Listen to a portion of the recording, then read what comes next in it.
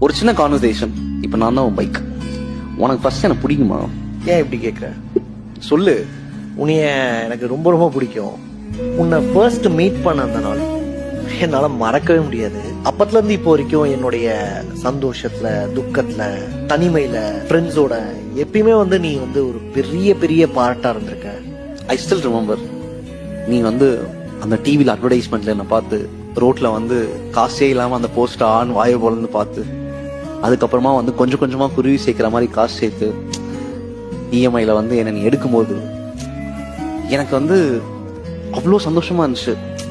ஒருத்தர் என்னை தேடி வராங்களா, என்னை எடுத்து அவங்க லைஃப்ல வச்சுக்கணும்னு சொல்லிட்டு அவ்வளோ ஆசைப்படுறாங்களா அப்படின்னு சொல்லிட்டு ரொம்ப சந்தோஷமா இருந்தேன். அப்போல இருந்து இப்போ வர எனக்கு ஒரு பெரிய ஃபேமிலி கிடைச்சிருக்கு.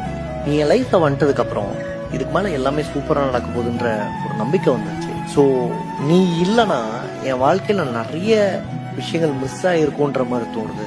ஸோ அதனால அதுக்கு ரொம்ப பெரிய பெரிய தேங்க்ஸ் சொல்லிக்கிறேன். And at the same time நான் உங்ககிட்ட சாரியும் சொல்லணும்னு ஆசைப்படுறேன். ஏன்? நிறைய நேரங்கள்ல உனக்கு பெட்ரோல் ஊத்தாம, உன்னை பஞ்சர் ஆக்கி, நிறைய இடங்கள்ல தள்ள விட்டு, அண்ட் இதெல்லாம் தாண்டி நிறைய நேரங்கள்ல உன்னை விட்டுறலாம், மேபி கார் வாங்கிடலாமோ அப்படிலாம் தோணிருக்கு. அதுக்காக சாரி சொல்லணும்னு தோணுது.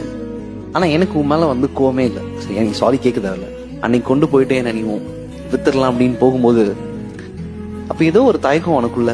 நீ அழுதுட்ட. நீ திருப்பி என்கிட்ட ஓடி வந்தப்போ எனக்கு அதை எப்படி எக்ஸ்பிளைன் பண்றதுன்னே தெரியல. நான் உங்ககிட்ட ஒன்று கேட்கணுமா? இப்போ கேளு. என்னை விட்டு நீ போயிட மாட்டல? சத்தியமா மாட்டேன்.